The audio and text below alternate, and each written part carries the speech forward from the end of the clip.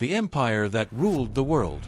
2,500 years ago, one empire stood above all others. Persia. Stretching from the Indus Valley to the Aegean Sea, from the Persian Gulf to the Caucasus Mountains, the Achaemenid Empire was the largest the world had ever seen. At its heart stood a city, Persepolis, a place so magnificent that even its enemies whispered about it in awe. The Greeks, bitter rivals of Persia, called it Paradisos, paradise on earth. But in a single night, that paradise turned to ash. Darius the Great and the Dream of Stone. In 515 BC, Darius the Great, ordered the creation of a new ceremonial capital. Not a city for ordinary life, but a throne of civilization. A place that would embody the Persian idea of kingship, divine, just, and eternal. He chose a site at the foot of the Zagros Mountains, carved into the stone and elevated above the plains, a man-made platform 15 meters high, where kings would walk among gods.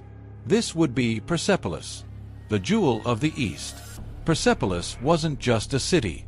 It was an idea made stone. Massive halls rose on stone foundations. Cedar columns imported from Lebanon reached 20 meters into the sky. Gates of gold and lapis lazuli guarded by winged bulls with human heads stood like sentinels of another world. Inside, walls were draped in silk and embroidered with gold thread. Jewel-studded thrones and silver incense burners filled the air with perfume. Every inch radiated majesty. Greek historians, sworn enemies of Persia, confessed, "Nothing on earth compares."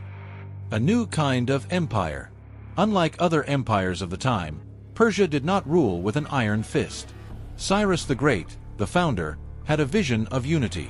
He allowed his subjects to keep their languages, religions, and customs. The Jews, for example, were allowed to return to Jerusalem and rebuild their temple, something no conqueror had ever done. As long as you paid tribute, you were free. This wasn't conquest. It was coexistence. Roads of gold, messages of fire. To govern such a vast realm, the Persians needed more than armies.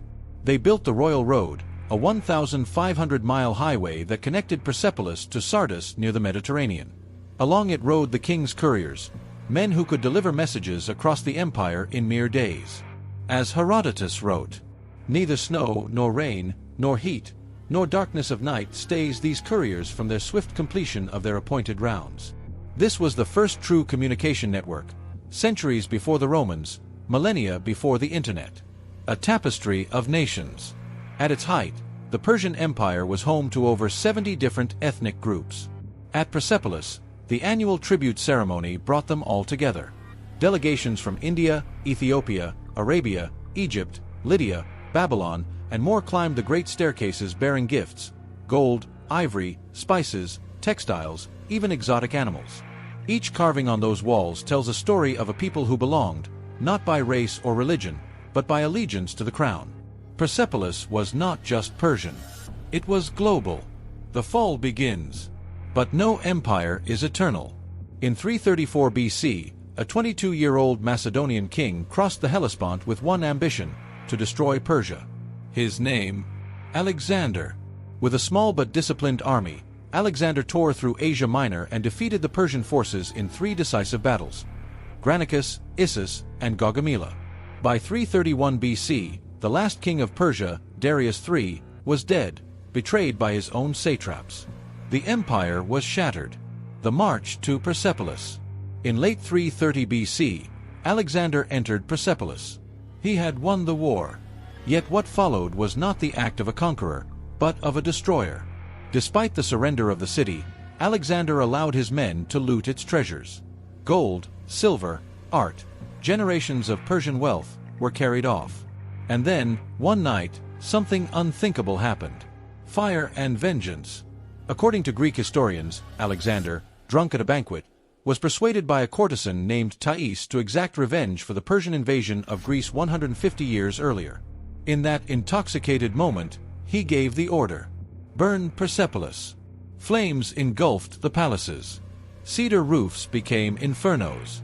Priceless scrolls, statues, and treasures lost to the night. A symbol of unity, tolerance, and human progress was reduced to glowing embers. Ashes and amnesia. The city was never rebuilt. The ruins were buried beneath centuries of dust and forgotten by the Western world. Meanwhile, history was rewritten by the victors. The Greeks and later the Romans portrayed Persia as decadent, cruel, weak. Alexander was hailed as a hero. Persia became a shadow, a cautionary tale, not a civilization to admire. For 2,000 years, the voice of Persepolis was silent. Rediscovery and reverence. It wasn't until the 17th and 18th centuries that Western travelers rediscovered the ruins of Persepolis.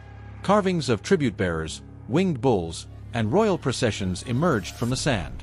Archaeologists realized this wasn't a city of cruelty, it was one of order, diversity, and vision. Today, we know that Persepolis represented one of the first great multicultural civilizations. One that believed power did not have to come from fear. A forgotten chapter in human greatness. Paradise lost, lesson found. Persepolis burned. But the ideals behind it, unity without tyranny, empire without oppression, diversity without division, are timeless. The Persians believed that humanity could be many and still be one. And for a fleeting moment in history, they proved it. Let Persepolis be more than ruins in stone. Let it be a warning that no civilization, no matter how mighty, survives without remembering its soul. In the end, it wasn't foreign swords that destroyed Persepolis, it was vengeance. It was the idea that destruction redeems the past. We still live in that world. But history doesn't have to repeat itself. If this story moved you, share it. Keep the memory of Persepolis alive. Subscribe for more lost chapters of history. And ask yourself, are we building new Persepolises? Or are we lighting new fires? Subscribe for more stories of forgotten glory, ancient wisdom, and the rise and fall of civilizations. Like if you believe the past still speaks. Comment with your thoughts. Was Alexander a liberator or a destroyer?